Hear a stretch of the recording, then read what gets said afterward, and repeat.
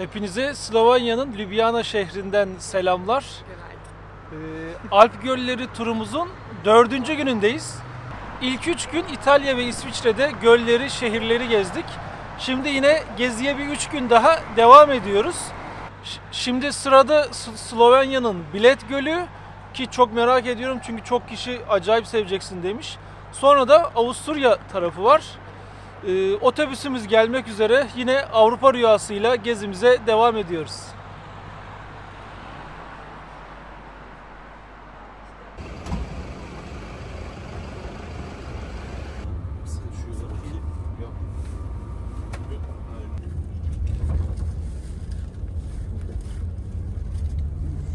Bled'e geldik.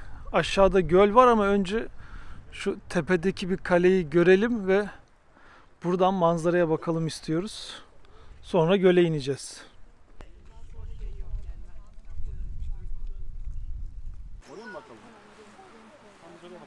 Işık tersten vurduğu için çok güzelliği hissedilmiyor. Bizim Abant Gölü'nü andırıyor ilk görüşte.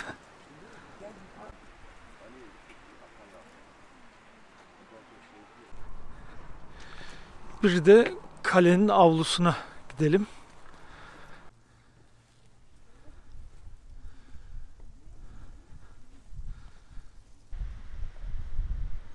Kaleye girmeyeceğiz. Buradan manzaraya bakıp artık göle iniyoruz.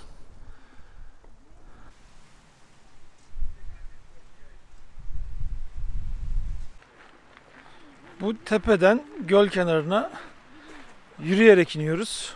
Otobüsle çıkmıştık. Tabii bu gibi gezilerde ayakkabı çok önemli. Ayağınızda böyle rahat bir bot varsa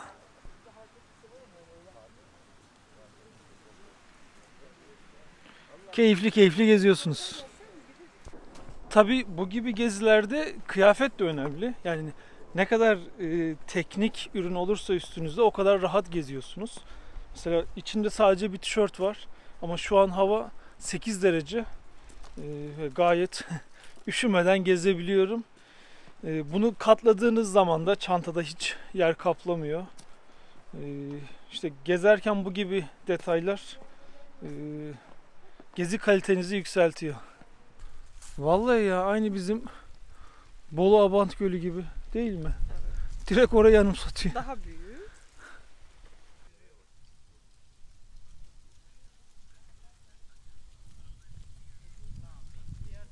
Size biraz bu videomuzun sponsoru Multitravel'dan bahsetmek istiyorum. Multitravel ister bir ister bin çalışanı olsun firmalara yenilikçi çözümler sunan Multinet App'ın iş seyahatlerinde konaklamayı daha avantajlı hale getirmesini sağlayan kurumsal seyahat platformudur. Mesela firma olarak saha ziyareti ya da fuar için çalışanlarınıza bir seyahat organize etmek istiyorsunuz. 7/24 online olarak işlem yapabildiğiniz Multitravel sayesinde hiçbir acente ya da aracı kurma gitmeden iş seyahati konaklamalarınızı kolayca organize edebiliyorsunuz. Firmanıza en uygun olanını fiyat karşılaştırması yaparak seçebilir, çalışanlarınızın seyahat limitlerini ve organizasyon içi yetkilendirmelerini kolayca yapabilirsiniz. Hiçbir ek ücret ödemeden tüm harcamalarınızı takip edebilir, tek tıkla raporlama özelliğinden yararlanabilirsiniz. Hem Multitravel'dan hem de Multinet App'ın firmalara verimlilik ve kolaylık sağlayan diğer çözümlerinden haberdar olmak için Multinet App'ı multinet.com.tr sosyal medya hesaplarından takip etmeyi unutmayın.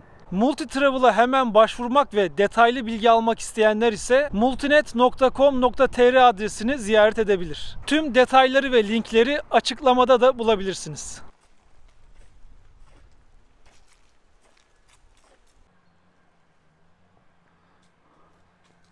Evet, göl güzelliklerini göstermeye başladı. O gördüğünüz yer küçük bir ada, hatta Slovenya'daki tek adaymış. O gördüğünüz yapıda kilise. Hani burada evlenmeyi çok tercih ediyorlarmış bu kilisede. Çünkü hani özel bir yer. Ve 99 basamaklı bir merdiveni varmış kilisenin. Damat gelini kucağına alıp o basamakları çıkması gerekiyormuş. Valla aylak aylak buralarda yürüyoruz. Keyifli, çok keyifli. Ördekler de var. Ya bir de gölün suyu o kadar temiz ki yani insan şaşırmadan edemiyor ya. Bildiğiniz dibi görünüyor.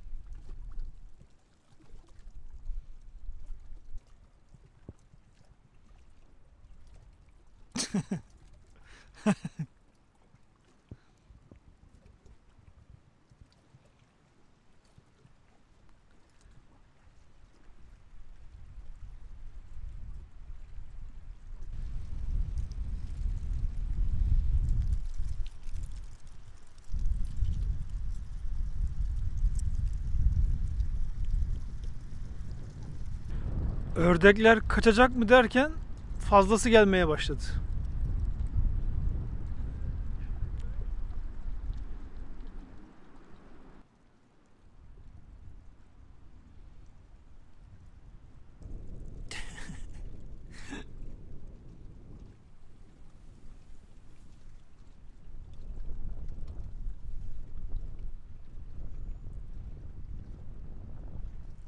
Lan çirkin. En çirkin sen misin? He? Diğerlerinin başı yeşil. Sen niye karasından? He? He? Çirkin. Şimdi gölün şu ucundan başlamıştık. Buraya kadar geldik. Artık buluşma noktasına gideceğiz. Şimdi biz gölün sağ tarafını gezdik. Sol tarafında gördüğünüz gibi hep oteller var. Buraya da oltaları bırakmışlar. Yani böyle gelip 2-3 saat geçirilecek keyifli bir yer. Tabii tam gün de geçirilebilir ama hani vaktiniz çoksa ancak onu yapın derim.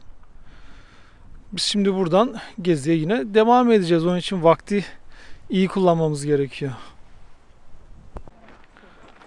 Buraya ilk geldiğimizde şu kaleye çıkmıştık.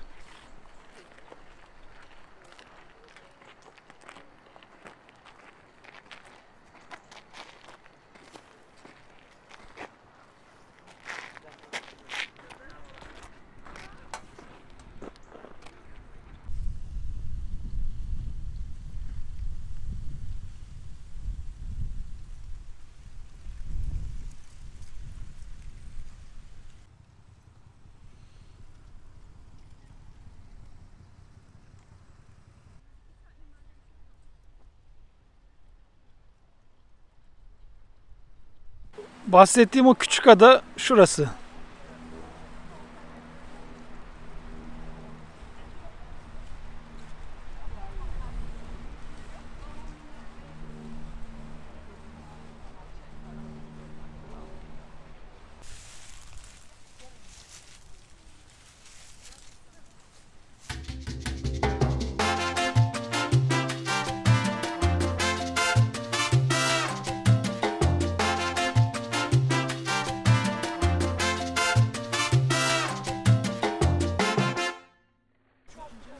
Şimdi Graz'a gidiyoruz.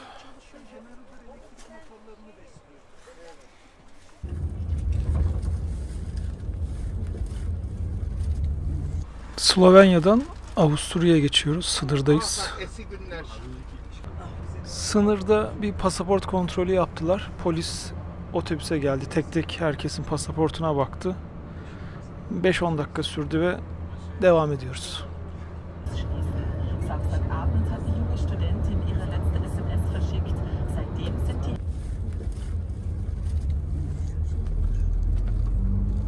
Avusturya'nın Graz şehrine geldik. Tabi gezi ilerledikçe üstümüz kat kat oluyor. Çünkü ilk İtalya'ya indiğimizde hava gün içinde neredeyse 20 dereceyi görüyordu. Şimdi ise 6-7 derecelerde, artık 2 kat giyiniyoruz. 1-2 saat Graz'ı gezeceğiz.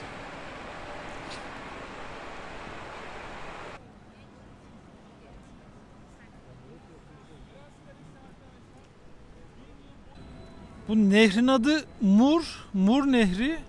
Ta Tuna Nehri'nin bir kolu bacağı buralara kadar geliyormuş Mur Nehri ile.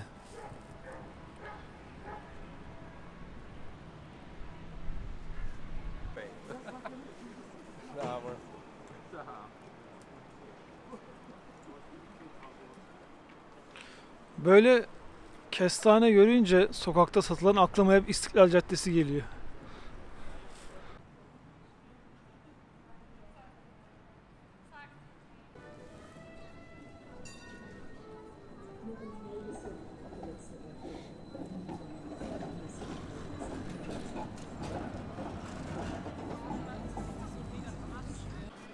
Öyle sokakları gezeceğiz. Belki gözümüze bir şey ilişirse alışveriş yapacağız.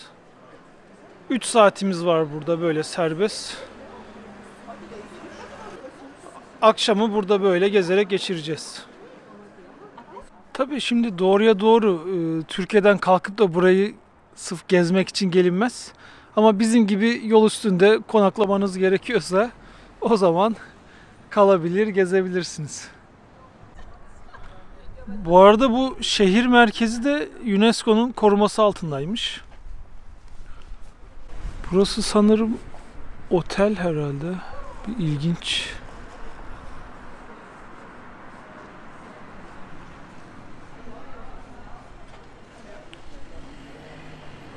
Tabii Noel çok yaklaştı. Sanırım yavaş yavaş onun süslemeleri. Noel'de bu Avrupa çok güzel oluyor, Noel pazarları. Çok önce Budapeşte de gitmiştim. Tabii o zamana geziyi denk getirebilirseniz keyifli oluyor. Ekstra keyifli oluyor.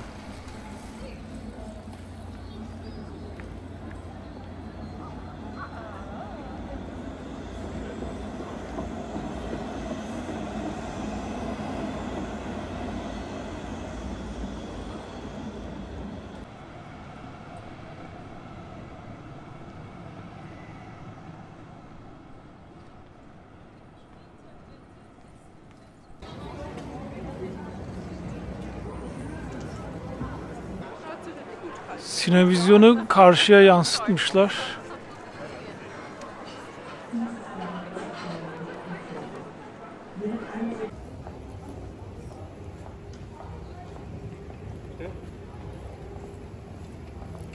Artık otele doğru geçiyoruz. Bugün göl kenarında çok yürüdük, yorulduk. Artık dinlenme zamanı. Sabah kalktık, kahvaltımızı yaptık. Hava yine güzel görünüyor. İnşallah Hallstatt da öyledir. Gezinin belki de en özel yerlerinden birine gidiyoruz.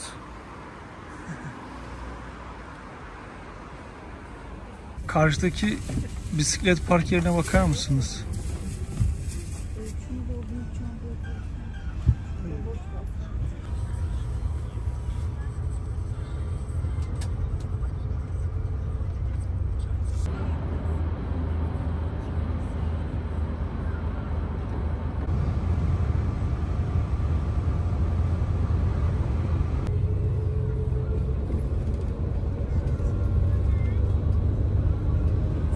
Graz'dan yaklaşık 2 saatlik yolculukla meşhur Hallstatt'a geldik.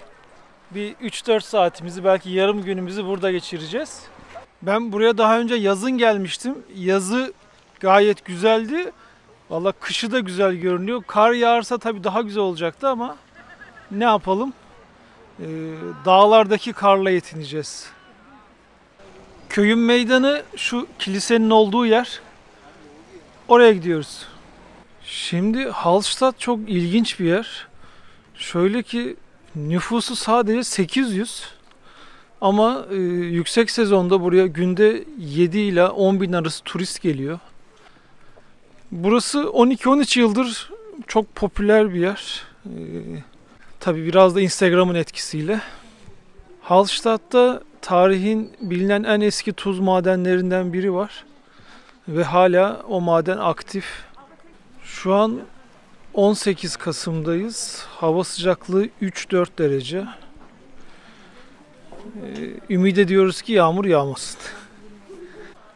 Asyalılar Hallstatt'ı çok seviyor. Japonlar, Koreliler, Çinliler. Söylenen 2010-12 yıllarında Koreli bir TV kanalında burası paylaşılıyor ve sonra popüler olmaya başlıyor. Hani ne derece doğrudur bilmiyorum ama gezerken de Asyalıları çok görüyorsunuz.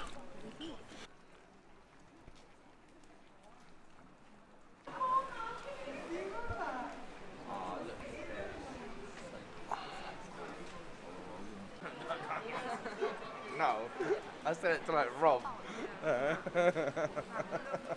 Saying to my mum, great.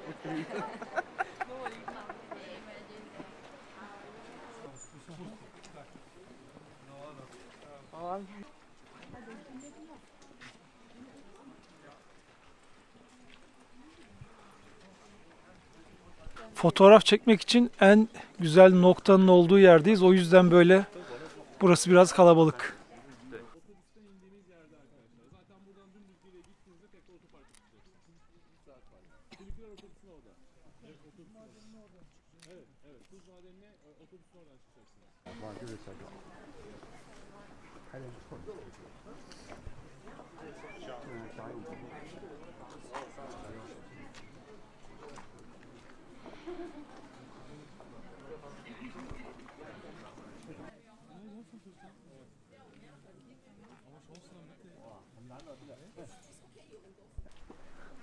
Bakın burada küçücük bir yol var. Bu kesin orada bir kedi var, onun yolu. Camdan onu serbest bırakıyorlar arada sanırım.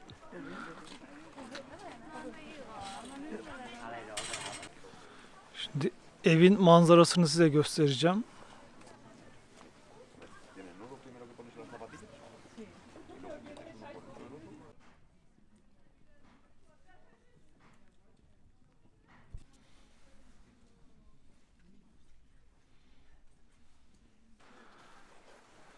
Şimdi bakın öyle güzel detaylar var ki. Burası bu evin özel alanı. Adam oraya tramplen yapmış.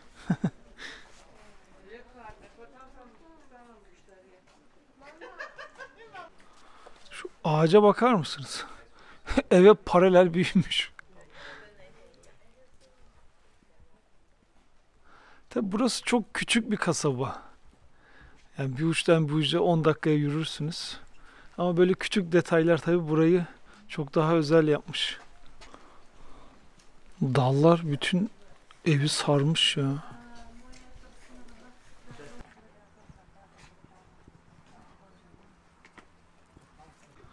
Bakın yine başka bir detay daha. Bu da kedi yolu. Şu altta da var bakın, orada da başka bir tane.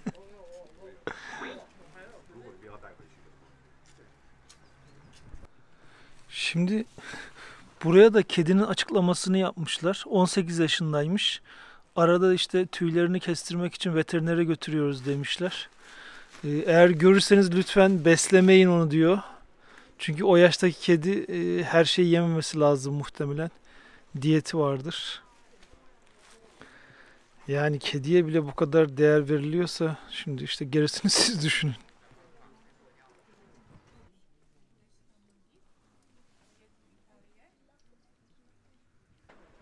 Bu arada Viyana'dan buraya trenle de gelinebiliyor.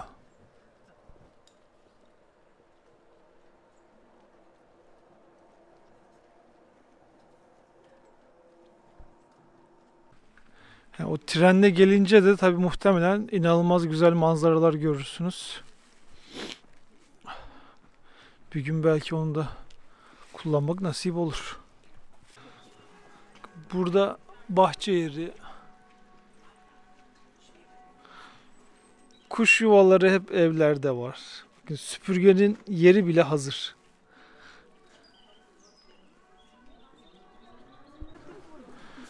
Köyde her şey o kadar nizami ki. Odunlar bile. Kiliseye çıkıyoruz. Aynı zamanda orada mezarlık da var.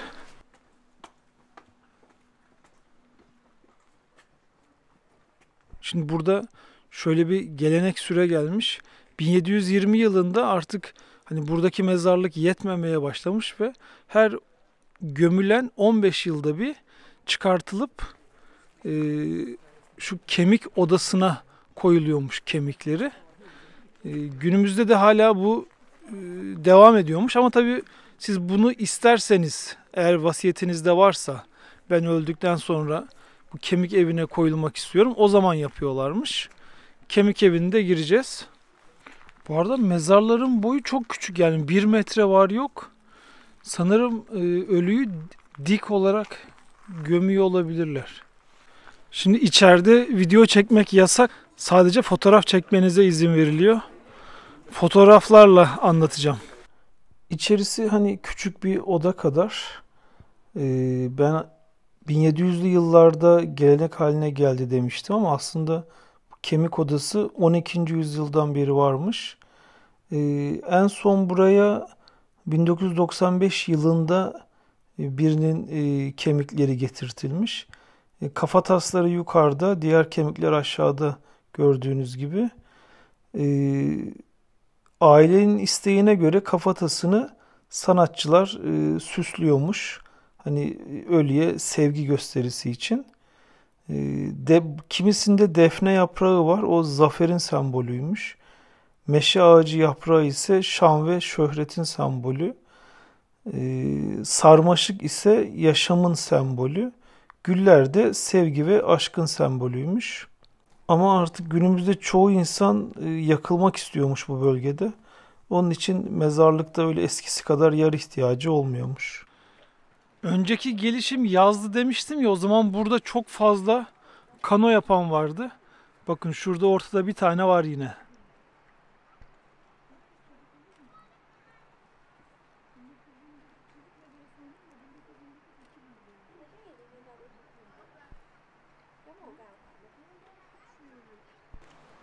Bu arada saat doğru. 1'e çeyrek var.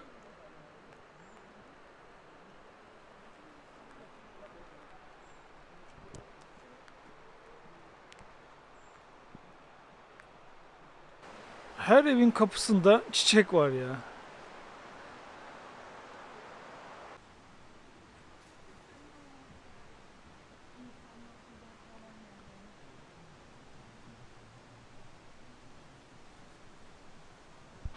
Aslında burası hem kafe hem pansiyon gibi bir yer ama kapalı.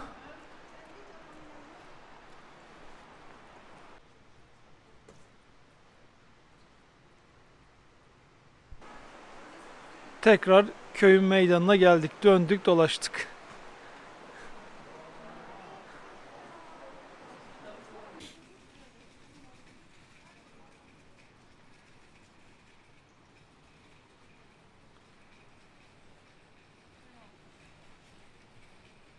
İki saattir köyü geziyoruz. Hiç bir tane yerli gördün mü?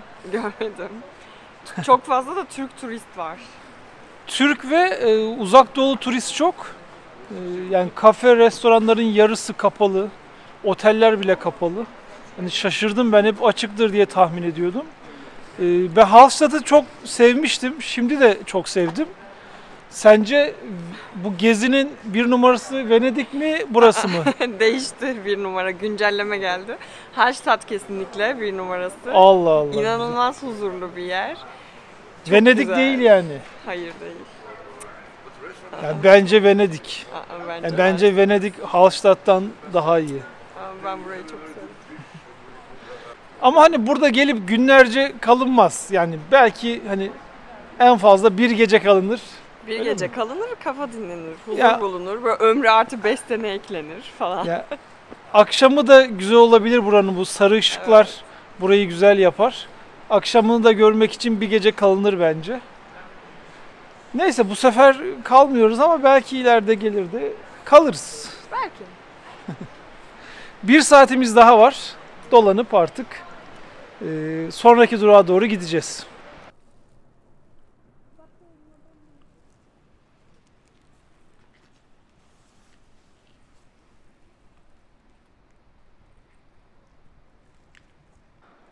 Aha, ördekler geliyor.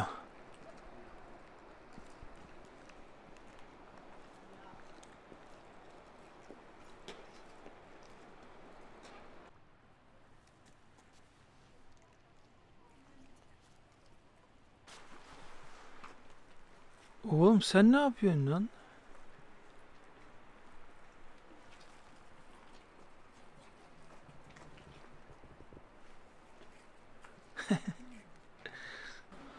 Bakın şurada yürüyenler var ya yukarı doğru. Tepede tuz madeni var. Oraya çıkan bir finiküler var isterseniz. Finikülerle çıkıyorsunuz. Çok dik bir finiküler. Ya da yürüyerek 40 dakikada yukarıda oluyormuşsunuz. Biz hani tuz madenine gitmektense bu merkezde köyün sokaklarında gezmeyi tercih ettik.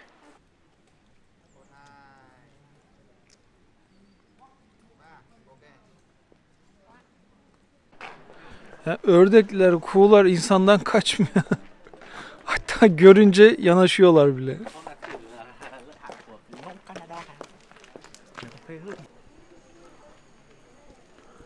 Şu manzaraya bakın ya. Çok çok iyi ya.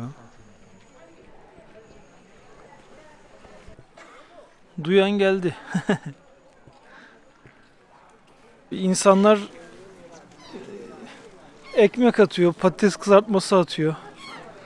Hayvanlar da alışmış aslında. Çok öyle yapmamak lazım ama.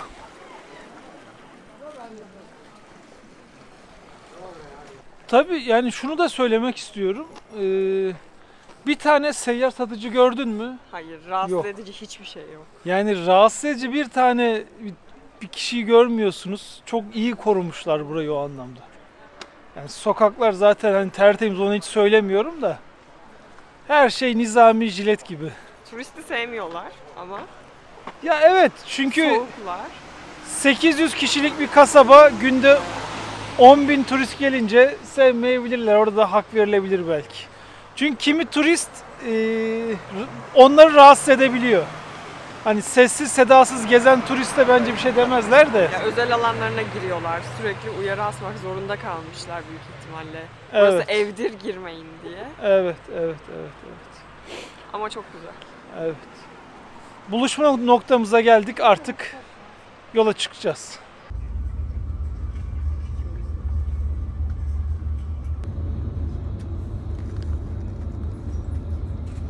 Sırada Wolfgang var. Göllere doyacağız.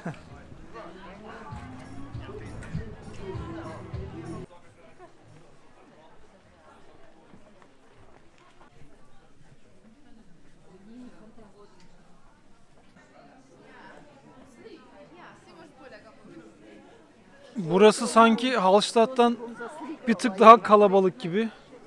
İlginç. Geyik sucuğu.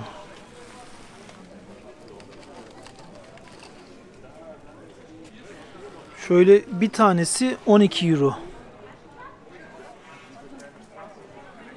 Burası komple böyle kurutulmuş et, sucuk tarzı şeyler satıyor.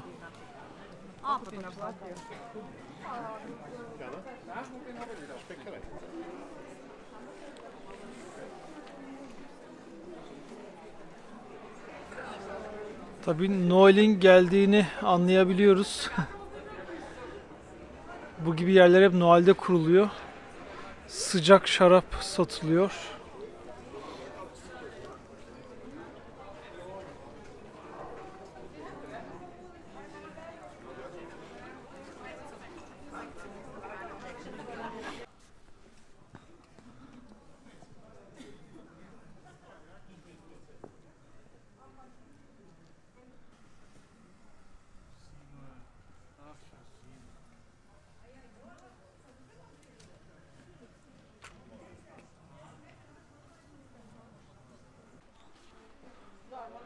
Burası da ayrı bir güzelmiş.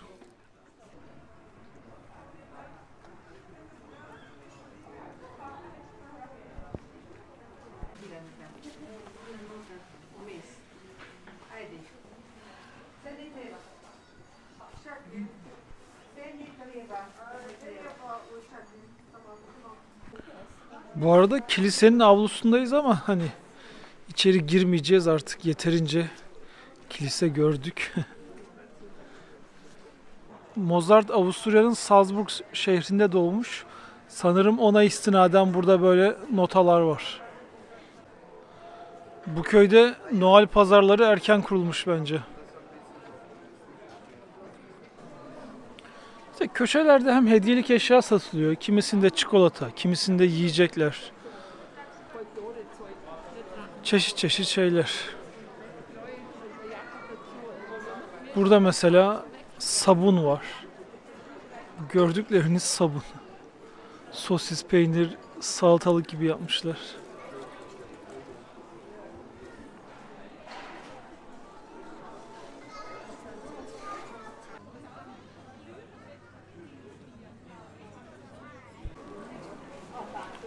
Yani tek tek böyle tezgahları çekmiyorum yoksa video bitmez.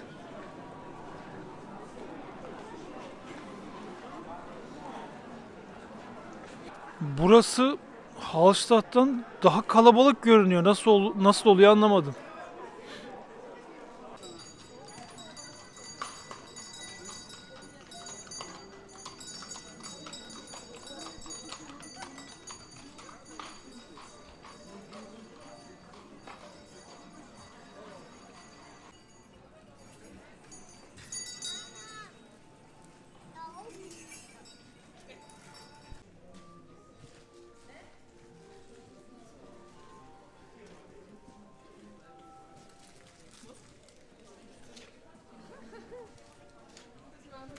Burası da bize biraz sürpriz oldu çünkü aşırı şirin bir yer. Hallstatt'tan sonra etkilenmeyiz diyorduk ama bence güzel. Her yer o kadar huzurlu ki. Bilmiyorum, çok güzel. Yine Çok- çok güzel.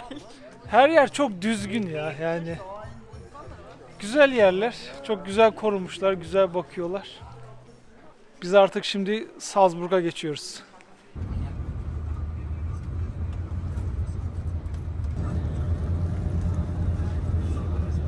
Salzburg'a geldik. Ama burada cumartesi akşamı her yer kapalı. Yarın da genelde her yer kapalı. Şimdi otelde sadece dinleneceğiz. Yarın biraz şehri gezmeye çalışacağız. Hep aynı şeyi tekrarlayacağım ama otelimiz yine merkezde. O da gördüğünüz gibi yine çok güzel. Yani Avrupa rüyası bu otel konusunda da gerçekten çok iyi. Tebrik ediyoruz. Şimdi biz gruptan ayrıldık. Sabah onlar direkt işte Mozart'ın evine, kaleye doğru gittiler. Biz yürüyerek gitmek istedik. Hem şehri görelim diye. Çünkü bayağı bir vaktimiz var. İyi mi yaptık? Çok soğuk. Ama İyi iyi mi? yaptık. Yani arada böyle hani bireysel olarak da gezebiliyorsunuz. Bu turun da öyle bir güzelliği var. Yürüyerek gezmek güzel zaten şehirde. Evet. Yalnız tek handikapımız bugün pazar ve birçok yer kapalı. Avrupa böyle maalesef. Ne yapalım? Günü böyle sokakları gezerek Salzburg'u işte biraz görerek geçireceğiz. Burada Türk çok. Mesela hemen döner kebap, Aydın'ın yeri. Ya karşıda da yine Ali'nin kebap salonu, İstanbul kasabı. Hayret, orada bir İtalyan var ama onun da sahibi Türk olabilir. Yani ilginçtir, bu Avrupa'da restoran sektörü, hani İngiltere'de de öyleymiş, genelde Türklerin elindeymiş. Hani mesela bir İtalyan restoranı ama sahibi muhtemelen Türktür diyorlardı İngiltere'de. Şunu yine göstermek istiyorum ya. Bisiklet otoparkı. Çünkü bu karşıda tren istasyonu var. Muhtemelen insanlar bisikletini buraya kilitleyip trenle gideceği yere gidiyor. Tabii şehirde Türk çok. Yani dün akşam bir markete çıktık. Orada bile Türklerle hemen karşılaşabiliyorsunuz. Hava şu an 10 derece. Yani hani geziliyor yine de. Bana deseniz ki yaz sıcağında mı gezmek istersin, bu havada mı? Ben bu havayı tercih ederim.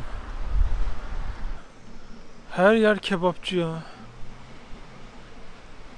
Yalnız pazar günü ya marketler bile kapalı. Hani tamam, anlıyorum kapalı olsun da market bu ya.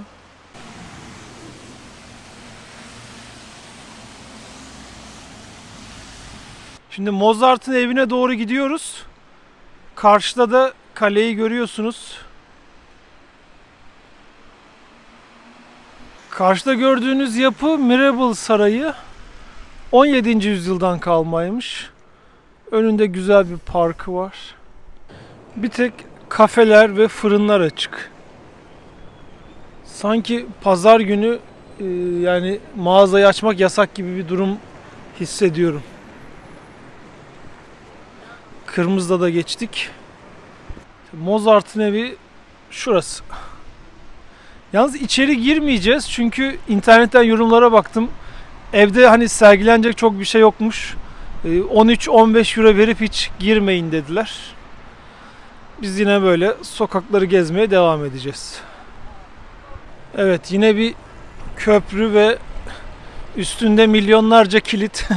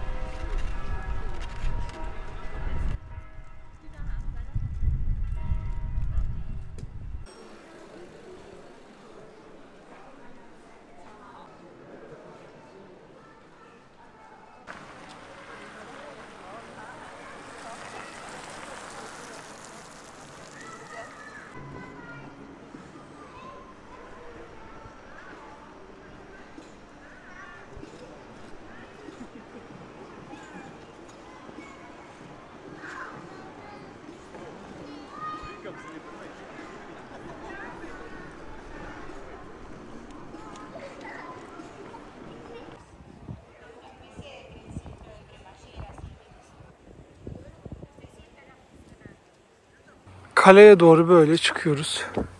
Şehre biraz yukarıdan bakalım.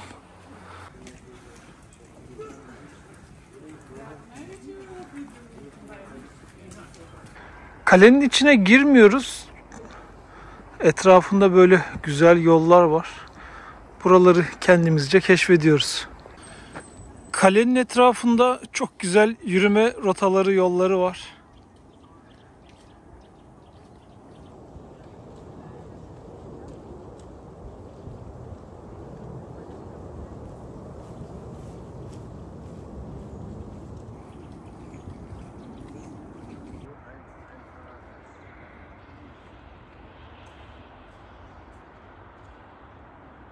Vallahi rastgele yürüdük. Hani kaleye girmeyelim dedik.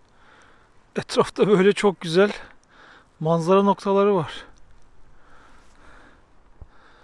Kale nerede kaldı diye sorarsanız hop orada.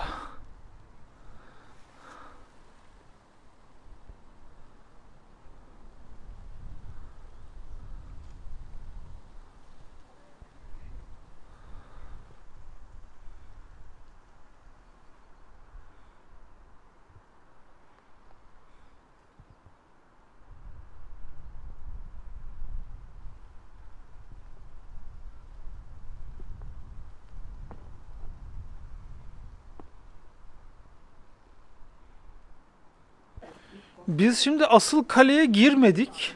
Hem yani iki kişi 20-25 euro vermek istemedik hem de etrafta yürüyelim diye.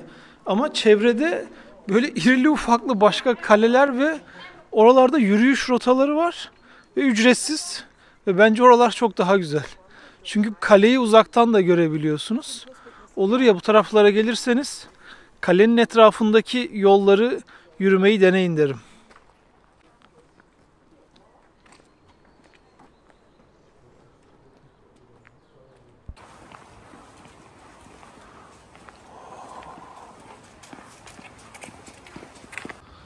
Artık merkeze iniyoruz. Oradan da grupla buluşup havalimanına geçeriz.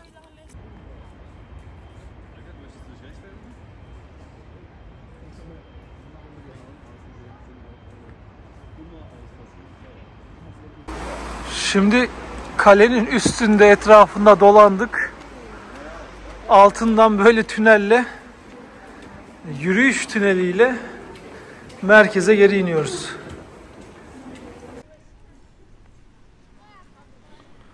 Bu küre üstünde duran adamı Alman sanatçı Stefan Balkenhol yapmış. Hani şunu simgelemiş, yeryüzünde sıradan bir insanın günlük akışı diye. Yani tabii bu sanatçıların bu gibi eserlerini herkes farklı şekilde yorumlayabilir. Ama bu günlük hayatını yaşayan sıradan biri olarak anladım. Alp Gölleri gezimizden 2 video yaptık. Bu ikincisiydi. İzlemediyseniz ilkini de izleyin derim. Orada çünkü Venedik var, Como Gölü var. Milano var. Gerçi Milano'yu çok öyle detaylı gezemedik ama işte hızlı bir tur oldu. Katedrali yeter. Ne diyorsun bu gezi hakkında? Çok huzur dolu bir geziydi bir kere. Yani komple hepsi için değil mi? Evet. Tabii tamamı. Göller zaten. Yeşil, her yer yemyeşil. Çok keyifliydi. İlk kez gördüğüm rotalarda hep yerlerde. Çok keyifliydi. Hallstatt bir numaraydı. Evet. Kartpostal gibiydi. Hala inanamıyorum. Zülal çok sevdi orayı. Ben de zaten seviyorum da hani bence Venedik oradan daha iyidir ama Zülal'i ikna edemedik o konuda. Yok, Hallstatt rüya gibiydi yani. Çok farklıydı orası. Hallstatt'ı ben yazın gördüm. Yani yaz ayrı güzel, kış ayrı güzel. Venedik tarafında da yazın Venedik'e giderseniz işte kokabiliyor, çok sıcak oluyormuş, nemi de yüksekmiş. Yazın çok tercih etmeseniz daha iyi olur. Sinekler falan çok oluyormuş. Evet ama Hallstatt için bence fark etmez. Yaz kış her zaman gelinir. Çok böyle keyifli, rahat bir turdu. Öyle çok yorulmuyorsunuz. Avrupa Rüyası'yla bu ikinci turumuz. Önümüzdeki ayda üçüncü turumuz olacak. Noel kasabaları. Değil mi? Alsas, Noel kasabaları. Noel pazarları. Noel pazarları. Alsas, Noel pazarları turumuz olacak. Artık o videoya da bekleriz. Ne diyelim? Sonraki videolarda görüşmek üzere.